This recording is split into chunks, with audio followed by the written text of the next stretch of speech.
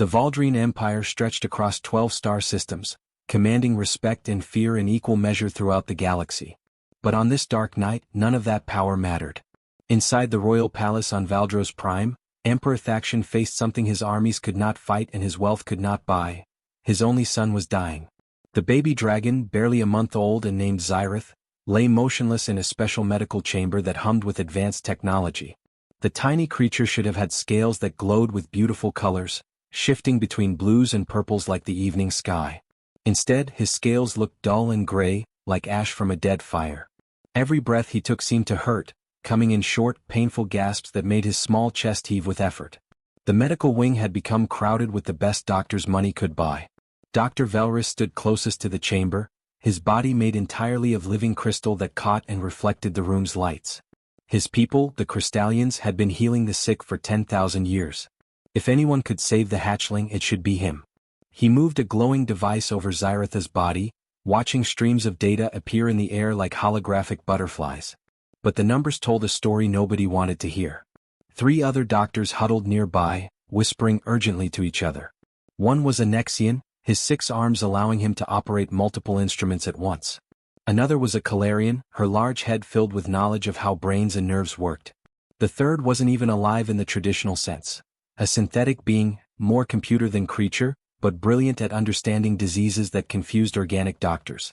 Standing in the shadows near the doorway, Commander Valen watched everything with worried eyes.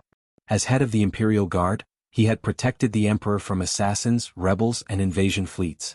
But he was helpless here. You couldn't fight an illness with a sword or a blaster. The medical team had been working without rest for 18 hours straight. They had tried treatments that sounded like magic to anyone who didn't understand advanced science. Quantum cellular regeneration, where they tried to fix Xyrath's cells one at a time using probability manipulation.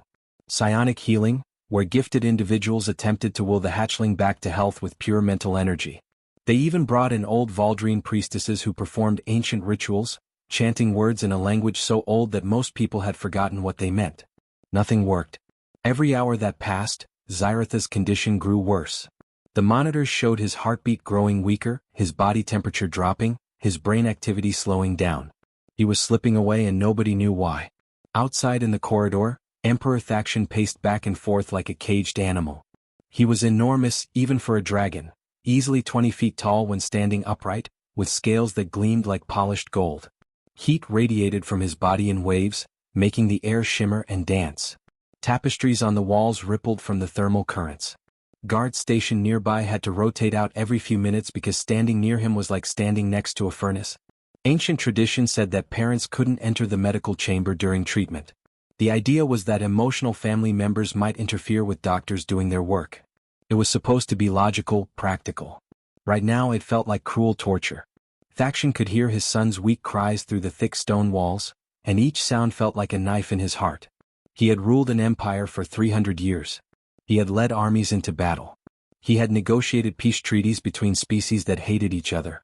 But none of that prepared him for the helpless feeling of listening to his child suffer. Inside the medical chamber, the mood grew darker as dawn approached. The doctors had tried 43 different treatments. They had accessed medical databases from every known civilization. They had even contacted retired specialists who had been in suspended animation for centuries, waking them up to ask for advice. Finally, Dr. Velris couldn't avoid the truth any longer. His crystalline shoulders slumped in a posture that needed no translation. Defeat looks the same in every species. He walked slowly to the chamber doors, and they hissed open with a sound that seemed too loud in the tense silence. The Emperor stopped pacing immediately. His golden eyes locked onto the doctor, searching for any sign of hope. He found none. "Your Imperial Majesty," Dr. Velris began, and his voice sounded tired in a way that had nothing to do with missing sleep. "We have exhausted every known treatment in the Galactic Medical Database. We have consulted with specialists from 47 different species across the Empire. I have personally performed procedures I have not attempted in 5,000 years. He paused and the silence stretched out painfully. "The hatchling's condition is unprecedented. We cannot identify what is wrong, and without understanding the root cause, we cannot save the heir. I am sorry." The Emperor's roar of anguish was primal, raw, the sound of a father's heart breaking. The palace itself seemed to shake. Paintings crashed from walls. Decorative vases toppled and shattered. Courtiers and servants throughout the building stumbled and fell. Some said later that they felt the ground tremble beneath their feet, though whether that was the building shaking or the planet itself responding to its ruler's grief, nobody could say for certain. In that moment all the power in the universe meant nothing. Emperor Thaxion would have traded his throne, his wealth, his empire itself for his son's life. But life doesn't work that way. Some things can't be bought or commanded into existence. The assembled crowd in the corridor stood frozen, unable to look at their emperor and unable to look away. Nobody knew what to say. What comfort could possibly matter right now? Then, from the very back of the crowd, a quiet voice spoke up.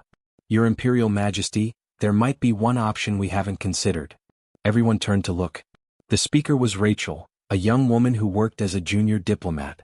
She wasn't supposed to speak at all. Her job was simply to record what happened for the official archives.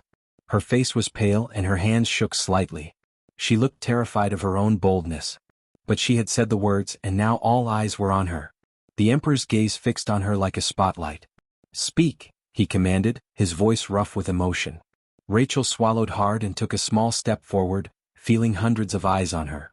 What she was about to suggest sounded crazy even to her own ears. But a baby was dying and crazy was better than nothing. Dr. Jessica Morgan sat on a worn stool in her small clinic aboard Kepler 442 station, carefully running a dermal regenerator over a Keltorian merchant's third arm. The purple-skinned alien winced as the device hummed softly, knitting together burned tissue that had been damaged by a malfunctioning plasma conduit earlier that morning. While she worked, the merchant complained loudly about the station's terrible maintenance crew, gesturing wildly with his other two arms. I tell them every single week, that conduit makes strange noises, he grumbled in heavily accented standard. But do they listen? No. And now look at my arm. How am I supposed to lift cargo containers like this? Jessica nodded sympathetically, keeping her hands steady as the regenerator did its work. At 42 years old, she had learned that listening was often half the treatment. People needed to feel heard, whether they had 2 arms or 6, whether they came from Earth or from a planet she couldn't even pronounce the name of. She had been practicing frontier medicine for 15 years now, ever since she left Earth with a head full of idealistic dreams about exploring the galaxy and helping people who needed it most. Her clinic wasn't much to look at, just a converted storage bay in the lower levels of the station, tucked between a noodle shop and a repair garage. The ceiling pipes were exposed, the lighting was harsh and industrial, and the floor had permanent stains from liquids she preferred not to think about. But it was clean, functional, and most importantly, it was hers. The walls were covered with thank you notes written in 17 different languages and writing systems. Some were scrawled on fancy paper, others on torn pieces of packaging material. Each one represented a life she had touched: a miner with radiation poisoning, a pregnant trader going into early labor, a child with a fever that the main medical bay had been too busy to treat. These notes mattered more to her than any diploma hanging in a prestigious hospital back on Earth.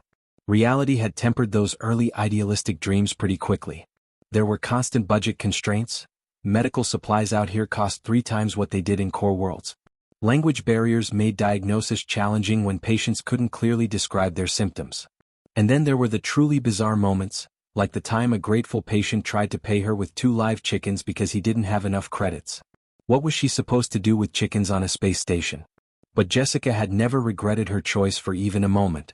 Out here on the frontier, medicine felt raw and real in a way it never had during her residency at Boston General Hospital. Back there, everything was protocols and procedures, committees and consultants. Here it was just her instincts and whatever equipment she could afford to keep running. It reminded her why she had wanted to become a doctor in the first place. The clinic door hissed open with a pneumatic sound that usually meant another patient arriving. Jessica glanced up casually, expecting to see a familiar face, maybe old Tommy with his chronic back pain, or perhaps Linda coming in for her weekly checkup. Instead, she nearly dropped the dermal regenerator right onto her patient's lap. Commander Valen stood in her doorway, and he looked completely out of place in her humble clinic. The man was enormous and imposing, his muscular frame nearly filling the entire doorframe. Behind him stood 2 Imperial guards wearing ceremonial armor that gleamed under the harsh lights. Armor that probably cost more money than Jessica had earned in her entire 15 years on the station. The armor had intricate engravings that caught the light, making the guards look like they had stepped out of a history book about ancient warriors. The other patients in her tiny waiting area, 3 people sitting on mismatched chairs, stopped talking and stared in shocked silence. One of them, a Nexian trader, actually stood up as if preparing to bow or run, she couldn't tell which. Dr. Jessica Morgan? Commander Valen asked, though his tone made it clear he already knew exactly who she was. Jessica's brain took a moment to catch up with what was happening. Imperial Guards. In her clinic. Asking for her by name. Yes, that's me, she managed to say, carefully setting down the regenerator and turning to face him fully. Her mind raced through possibilities. Had she accidentally broken some law she didn't know about? Was this about her expired medical license for treating Andromedans? Is this about the health inspection? Because I promise I submitted all the paperwork last month. I have the confirmation codes if you need to see them. This is not about an inspection, Valen interrupted, his voice deep and authoritative.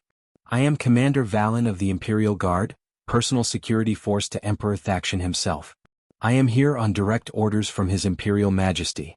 Your presence is required on Valdros Prime immediately. It is a matter of extreme urgency. Jessica blinked. Then blinked again. Then wondered if perhaps she had fallen asleep and this was some kind of bizarre dream. I'm sorry, what? The Emperor? Valdros Prime? I think there's been some kind of mistake. I'm just a frontier doctor. I treat miners and traders. I run a clinic in a converted storage bay. Surely you're looking for someone else. The Keltorian merchant she had been treating looked between Jessica and the commander with wide eyes, his third arm completely forgotten. Over the next 10 minutes, while Jessica finished treating her patient with hands that shook slightly, Commander Valen explained the situation. Each detail sounded more impossible than the last. The Emperor's only son, a baby dragon, was dying. The finest doctors in the entire empire had tried to save him and failed. Every advanced treatment, every high-tech procedure, every bit of accumulated medical knowledge from dozens of species, none of it had worked. And now, for reasons Jessica couldn't begin to understand, they wanted her, specifically her, to come try what the galaxy's best doctors could not accomplish. Commander, I really think there's been a mistake, Jessica said after he finished, pulling off her medical gloves and tossing them in the disposal unit. Her voice came out higher than normal. I'm just a general practitioner. I've never even seen a Valdrine dragon except in pictures. I wouldn't know the first thing about treating one.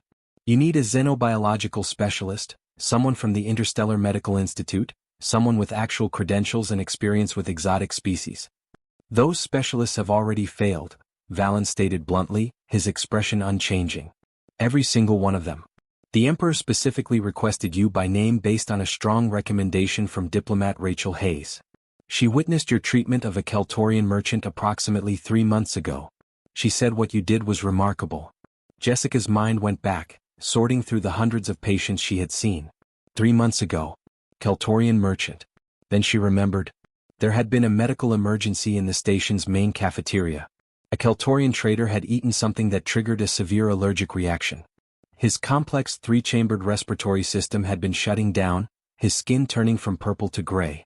The station's main medical bay had been completely overwhelmed because there had been a mining accident that same day, with dozens of injured workers needing immediate attention. The Imperial Medical Chamber fell into an uncomfortable silence the moment Jessica stepped through the doorway. She had seen some impressive medical facilities in her career, but this was on another level entirely. The room was enormous, with a domed ceiling that seemed to glow with its own internal light. Advanced equipment lined every wall, some of it so sophisticated she couldn't even guess what it did. But what really made her pause was the people, or rather, the beings. She counted 12 alien physicians scattered around the room, each one representing a different species. Some stood on 2 legs like humans, others on 4 or 6. One appeared to be floating slightly above the floor. Each of them had medical traditions that stretched back thousands of years, civilizations that had been healing the sick since before humans even invented the wheel. And every single one of them was staring at her. Their expressions ranged from mildly curious to openly hostile. She could practically hear what they were thinking. Who was this human to come waltzing in here after they had exhausted every option? What could she possibly know that they didn't? Dr. Valrus, the Crystallian surgeon, stepped forward immediately. His body was made of living crystal that refracted the room's light into tiny rainbows on the walls. He held a data tablet that flickered to life, projecting holographic information into the air between them, charts, graphs, complex medical readouts that scrolled past faster than Jessica could read. Dr. Morgan, he began, his voice having a musical quality like wind chimes, we have prepared comprehensive documentation of all treatments attempted thus far. 17 volumes of diagnostic data, including complete cellular analysis, neural mapping, psionic resonance patterns, quantum biological markers, and genetic sequencing. If you would like, we can begin with Volume 1, which covers the initial presentation of symptoms and our first battery of tests. I'd like to see the patient first, Jessica interrupted gently, trying to keep her voice respectful but firm. The room went completely quiet. You could have heard a pin drop. Several of the doctors looked at each other in surprise. One made a sound that might have been disapproval in his language. Dr. Velrus's crystalline form seemed to shimmer in a way that Jessica somehow understood meant disapproval, even though she had never met a crystallian before in her life. With respect, Doctor, reviewing the existing data would be far more efficient than redundant observation. We have already conducted every standard examination protocol known to galactic medicine. Multiple times, in fact. There is nothing to see that has not already been thoroughly documented and analyzed by specialists far more experienced with Valdrine physiology than yourself. Jessica felt the sting of the subtle insult but pushed it aside. She understood their frustration. They had been working around the clock trying to save this baby, and now some nobody from a frontier station was questioning their methods. "I'm sure you have," she replied, maintaining her polite tone despite the tension in the room. "And I'm not suggesting your examinations were inadequate in any way. But I'd still like to see him with my own eyes if that's all right. Sometimes a fresh perspective helps." For a moment, nobody moved. Then Emperor Thaction, who had been standing quietly at the back of the chamber like a golden mountain, gave a slight nod of his massive head. That one gesture was all it took. The gathered physicians parted reluctantly, creating a path through their midst to the crystalline incubation chamber at the room's center. Jessica could feel their eyes on her back as she walked, could sense their skepticism like a physical weight. She tried to ignore it and focus on why she was here. The chamber itself was a marvel of technology, a transparent crystal structure about the size of a large box, surrounded by monitoring equipment that beeped softly and displayed data in languages Jessica didn't understand. Cables and tubes connected to it from multiple directions, pumping in nutrients, monitoring vital signs, maintaining precise environmental conditions. But Jessica deliberately turned her attention away from all the impressive technology. She wasn't here to admire their equipment. She focused instead on the small dragon inside the chamber. Xyrath was tiny, no bigger than a house cat, maybe even smaller. His scales, which should have shimmered with beautiful iridescent colors, blues, purples, greens, looked dull and gray like old ash. His breathing was clearly labored, his small chest rising and falling with obvious effort. Each breath seemed to cost him energy he didn't have to spare. His eyes were half closed and his body lay limp. But Jessica didn't look at the medical readouts scrolling across the screens. She didn't check the numbers or read the diagnostics. She just watched Xyrath himself, the way she had watched countless patients over her 15 years of practice. Sometimes the most important information didn't come from machines. She stood there for nearly 10 minutes, completely still, just observing. Behind her, she heard the other doctors shifting impatiently. Someone whispered something in a language she didn't understand. Commander Valen crossed his arms, his expression unreadable. But Jessica kept her eyes on the hatchling, noting every tiny movement, every shift in position, every small detail. That's when she noticed it. Xyrath kept scratching weakly at the southern corner of his chamber. His movements were feeble, barely there, but they were consistent. Every few minutes the same behavior. His tail would twitch in that direction, and his small claws would scrape against the crystal with a soft scratching sound. Then he would rest for a bit, breathing hard from the effort before doing it again. "What's he doing there?" Jessica asked, pointing to the corner. "Why does he keep going to that spot?" Dr. Velrus answered immediately, his tone dismissive. "Distress behavior. It's quite common in terminal patients across multiple species. Meaningless repetitive movement as neural functions begin to deteriorate. We see it often in the final stages." Jessica frowned, still watching Xyrath. "Has he always scratched that same spot, though? Or does he move around randomly?" "The hatchling has exhibited various distress behaviors throughout the course of treatment," Dr. Velrus began, but Jessica cut him off. "That same spot," she repeated, her voice firmer now, more insistent. "I'm asking specifically, has it always been that exact corner? Not just general movement, but that specific location." The doctors exchanged glances, some looking annoyed at being questioned. Finally, a Calarian neural specialist, a being with an oversized head and delicate features, pulled up his digital notes and scrolled through them. "Yes, actually," he said, sounding surprised himself. "For the past 36 hours, the hatchling has consistently moved toward or scratched at the southern corner of the chamber. We initially theorized it might indicate localized neural damage in the corresponding region of the brain, but our scans showed no abnormalities whatsoever. The brain appears structurally normal. So we concluded it was simply random distress behavior with no clinical significance. Jessica stepped closer and placed her hand on the crystal chamber, feeling its warmth against her palm. The material was smooth and slightly vibrated with whatever energy source powered it. "What's the temperature in this chamber?" she asked.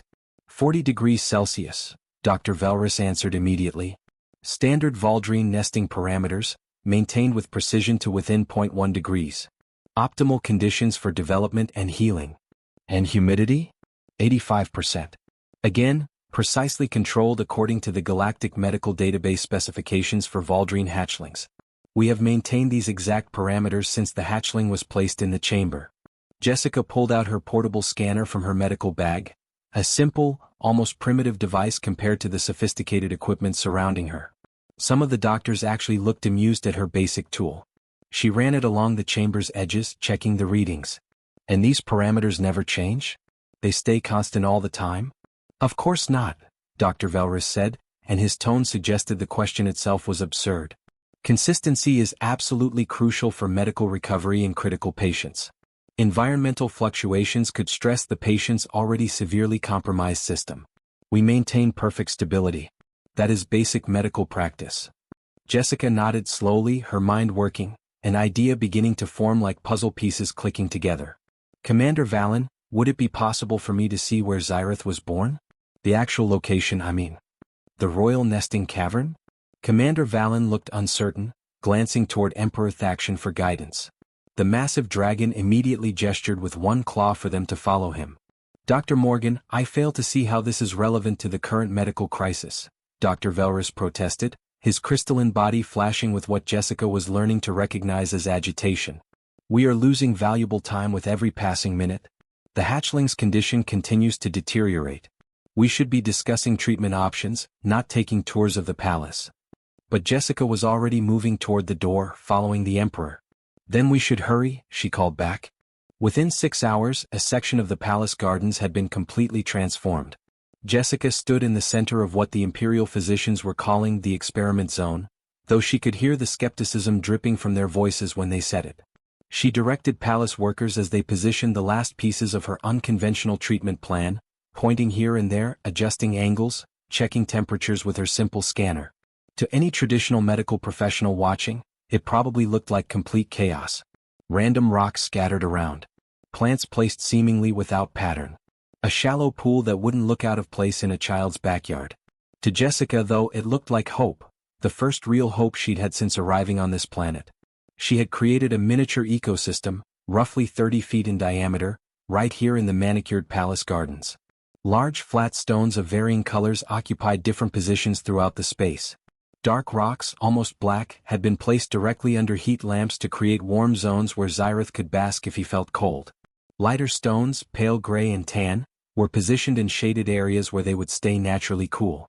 Between these extremes were medium stones offering temperatures in between, creating a gradient of choices. In one corner sat a small pool of water, no more than 6 inches deep at its deepest point. But this wasn't just a simple pool. Jessica had palace engineers install a heating element on one side and a cooling system on the other, creating temperature gradients within the water itself. One end would be pleasantly warm, the other refreshingly cool, and everything in between. If Xyrath wanted to soak his feet in warm water while keeping his body cool, he could. If he wanted the opposite, that was available too. Plants with vastly different moisture requirements grew in clusters throughout the space. Some tropical varieties that loved humidity were grouped together with misting systems, creating their own little microenvironments. Others, desert plants that thrived in dry conditions, occupied spaces with better drainage and drier soil. The idea was to create pockets of different humidity levels, giving Xyrath options everywhere he turned. Dr. Velrus stood at the edge of the space, his crystalline form catching the garden lights and refracting them into dancing patterns on the ground. He held his tablet close, reviewing readings and shaking his head, a gesture that apparently meant the same thing across species. Finally, he spoke, his voice carrying clearly across the garden. "Dr. Morgan, I must formally note my objections to this course of action.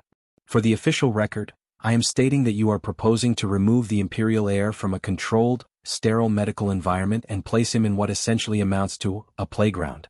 A garden.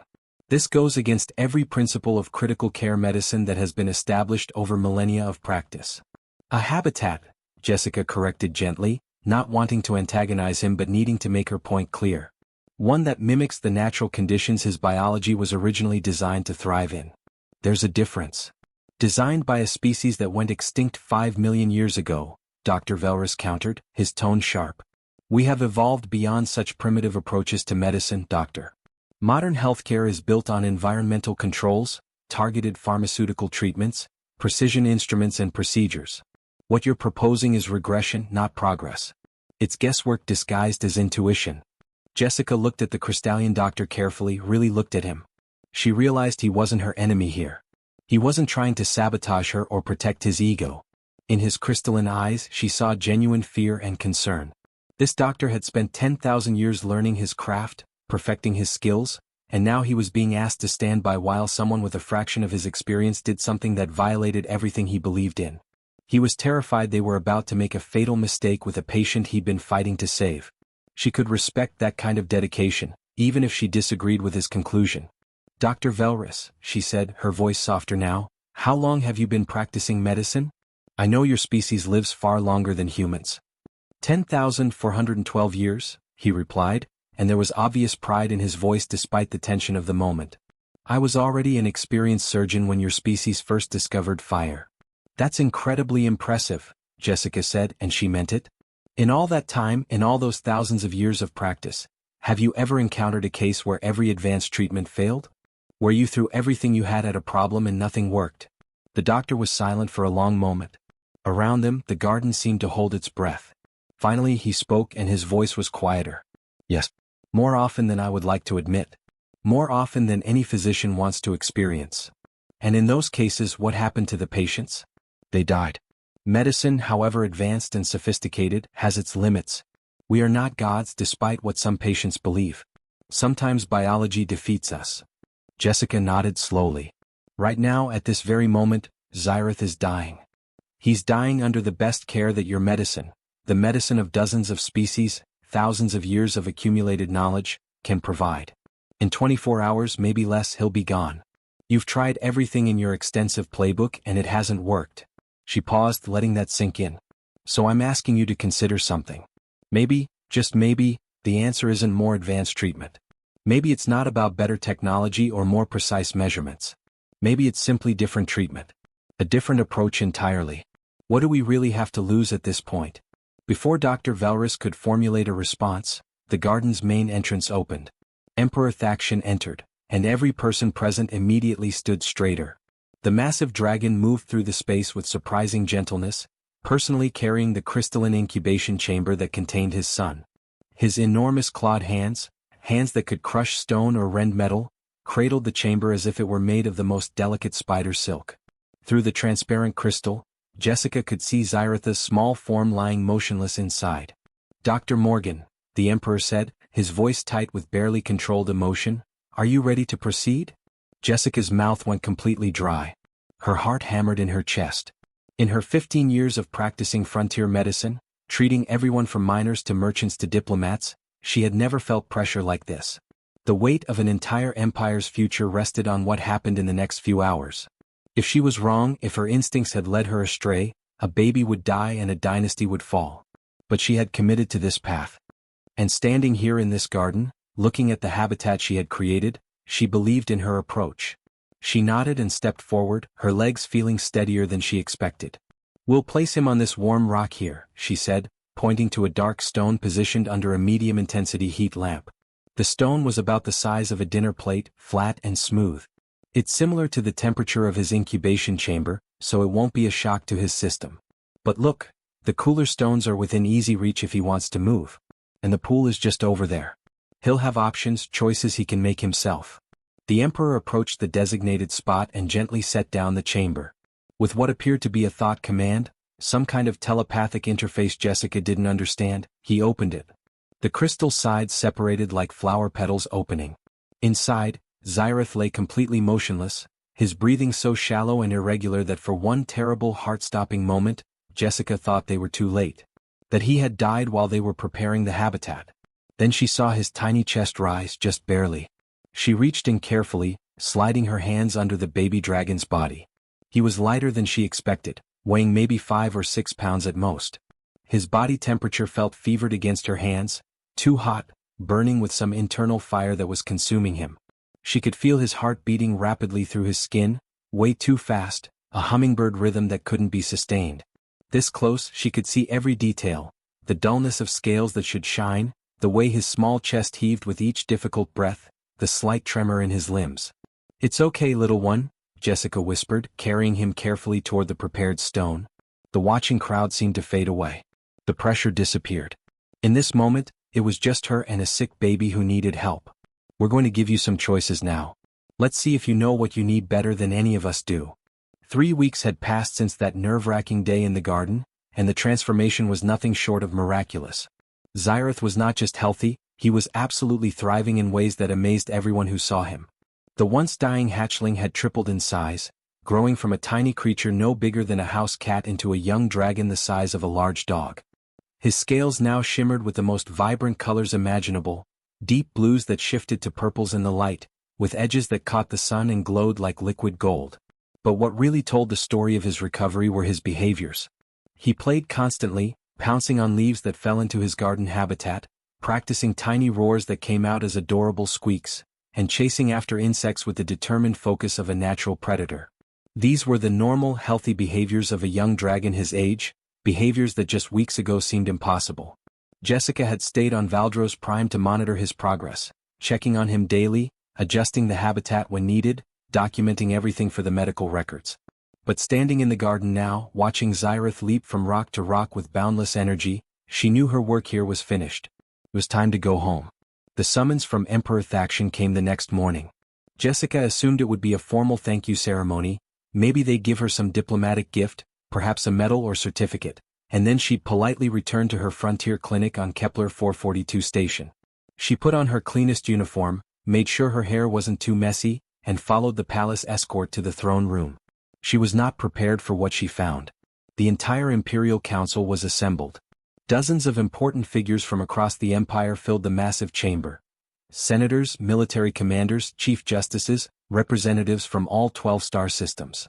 The throne room itself was breathtaking, with soaring ceilings and walls that seemed carved from solid gemstones. And there, on the main throne, sat Emperor Thaction with young Xyrath perched beside him on a smaller seat, looking every bit the healthy prince he was meant to be. Jessica's stomach flipped. This was way more formal than she'd expected. The Emperor's voice resonated through the chamber, strong and clear. "Dr. Jessica Morgan, you accomplished what our greatest minds could not. You saved the life of my son and heir when every other option had failed. But more importantly, far more importantly, you showed us a fundamental flaw in our thinking that we had been blind to for generations." He paused, and the entire room seemed to hold its breath. "We had become so advanced, so completely reliant on technology and data and complex procedures, that we forgot the basics. We forgot to simply observe, to question our assumptions, to trust in the wisdom that billions of years of evolution and natural selection had built into living creatures. We treated my son like a machine that needed fixing rather than a living being that might know what it needed." Jessica felt her throat tighten with emotion. She hadn't expected this level of understanding from the Emperor. Movement caught her eye. Dr. Velrus was approaching from his position among the council members. Jessica tensed instinctively, half expecting criticism or resentment. After all, she had basically proven his entire approach wrong. But the Crystallian physician did something that shocked her. He bowed deeply, a gesture of profound respect in his culture. "You have taught this old doctor humility, human," he said, his crystalline voice filled with genuine emotion. "In 10,000 years I thought I had learned everything about medicine. You showed me I had forgotten the most important lessons. I formally request permission to study your diagnostic methods, not to copy them, but to understand the philosophy behind them. I believe this human approach, this emphasis on observation and trusting the patient's own instincts, could benefit countless species across the empire. I'd be honored to teach you anything I can," Jessica replied, and she truly meant it. The respect was mutual now. Emperor Thaction stood, his massive form commanding everyone's attention. "Dr. Morgan, I wish to offer you the position of Imperial Chief Medical Advisor. You would have resources beyond anything you could imagine, the finest facilities in the galaxy, unlimited funding, a staff of thousands, access to every medical database and research institution in known space. You could revolutionize healthcare across all 12 star systems. Name your price and it's yours. For a long moment, Jessica couldn't speak. It was the opportunity of several lifetimes. The prestige, the resources, the ability to impact millions, maybe billions, of lives. She could conduct groundbreaking research. She could train the next generation of doctors. She could live in a palace and never worry about budget constraints or broken equipment again. Then she thought about her converted storage bay clinic. The patched equipment that she kept running with spare parts and determination. The thank you notes covering her walls in 17 languages. The miners who came in with radiation burns. The traders who needed someone to talk to as much as treatment. The pregnant mothers on the frontier who had no one else. The communities that depended on her because she was the only doctor within 3 systems. Your Majesty, Jessica said carefully, choosing her words with care, I am deeply, profoundly honored by this offer. Truly. But my place is on the frontier. That's where people need the kind of medicine I practice. The kind that doesn't require advanced facilities or expensive equipment. The kind that's as much about listening and observing as it is about treatment. The kind that's as much art as science. The Emperor's golden eyes studied her intently. You would refuse the highest medical position in the Empire? Not refuse, Your Majesty. Just choose differently. But I do have a counter-proposal if you're willing to hear it. Thaction gestured for her to continue. Establish a medical exchange program, Jessica suggested, the idea taking fuller shape as she spoke. Send your doctors to human medical schools, to our frontier clinics, to Earth's teaching hospitals. Let them learn our observational techniques, our diagnostic approaches, our way of seeing patients as people first. In return, send human doctors here to learn from physicians like Dr. Velrus. Let them study your advanced techniques, your understanding of biology that comes from millennia of accumulated knowledge. Medicine shouldn't be human versus galactic. It should be both, working together, learning from each other. Dr. Velrus spoke up immediately, his voice enthusiastic. Your Majesty, I strongly support this proposal. Such an exchange could advance both our medical traditions immeasurably. We each have something valuable to teach. Murmurs of agreement rippled through the council chamber. Emperor Thaction looked at Jessica for a long moment, and then something that might have been a smile crossed his draconic features. You are either the wisest human I have ever met, Dr. Morgan, or the most foolish to turn down such an offer, the Emperor said, but there was warmth in his voice. But I respect your choice and your reasoning is sound. Your exchange program is approved. Dr. Velrus will oversee its implementation, working directly with your Earth medical authorities. And Dr. Morgan, know that you will always have a place in this empire should you ever change your mind. Always. Thank you, Your Majesty. That means more than you know. 2 days later, Jessica stood in the palace landing bay as her shuttle prepared for departure. Commander Valen would be escorting her back to Kepler 442 station, along with the first group of Valdrine physicians who would begin the exchange program. 5 doctors eager to learn human medicine. As the shuttle lifted off and climbed through the atmosphere, Jessica pressed her face to the viewport, looking down at the shrinking palace below. And there, spiraling through the air above the gardens she had designed, was Xyrith. He was strong enough now to fly short distances, and he was making the most of it, looping and diving with pure joy. His scales caught the sunlight, creating rainbow patterns in the air. The sight made her smile so wide her cheeks hurt. Commander Valen sat across from her in the passenger compartment, watching her with curiosity. Finally, he asked the question that Jessica knew everyone had been wondering. How did you know? What made you see what we couldn't? The Empire's finest doctors, with thousands of years of experience and the most advanced technology in the galaxy, and they all missed it. What did you see that they didn't? Jessica considered her answer carefully, wanting to be honest but not insulting. You all looked at Xyrith and saw a medical problem that needed solving with technology. A puzzle to crack with data and instruments and procedures. I looked at him and saw a living being trying desperately to communicate what it needed. Trying to tell you all what was wrong, but nobody was listening to him. She paused, gathering her thoughts. On Earth, we humans learn something through thousands of years of medical practice, usually by making terrible mistakes and learning from them. We learned that sometimes the most advanced treatment is simply remembering that we're not as smart as we think we are. Nature, biology, evolution, whatever you want to call it, has been running experiments for billions of years. It's figured out solutions to problems we can't even imagine. Humanity's gift isn't that we're smarter than other species. It's that we're young enough, new enough to space, that we still remember we're not that smart at all. We still have humility. Commander Valen nodded slowly, processing this. A valuable lesson. The story could have ended there, with Jessica returning triumphantly to her clinic, perhaps with some fanfare or celebration. But that's not how real life works, and that's not how this story ends. Instead, it ends simply. Jessica walks back into her converted storage bay clinic on Kepler 442 station to find 4 patients already waiting for her. The first is a Nexian engineer with a mysterious rash covering 2 of his 6 arms. She greets him with a smile, washes her hands and gets to work, observing, listening, asking questions that might seem irrelevant but often aren't. And thousands of light years away, on Valdros Prime, the heir to the Valdrine Empire plays in a garden habitat that proves a simple truth. Sometimes the most human thing anyone can do is trust in simplicity over sophistication. To remember that fancy technology and complex procedures aren't always the answer. Sometimes the answer is just paying attention, listening to what life is trying to tell you, and trusting in the wisdom that's been built into living things over billions of years of evolution. That's the real gift humanity brought to the galaxy. Not superior intelligence or better technology. Just the humility to remember that sometimes the patient knows best. The end.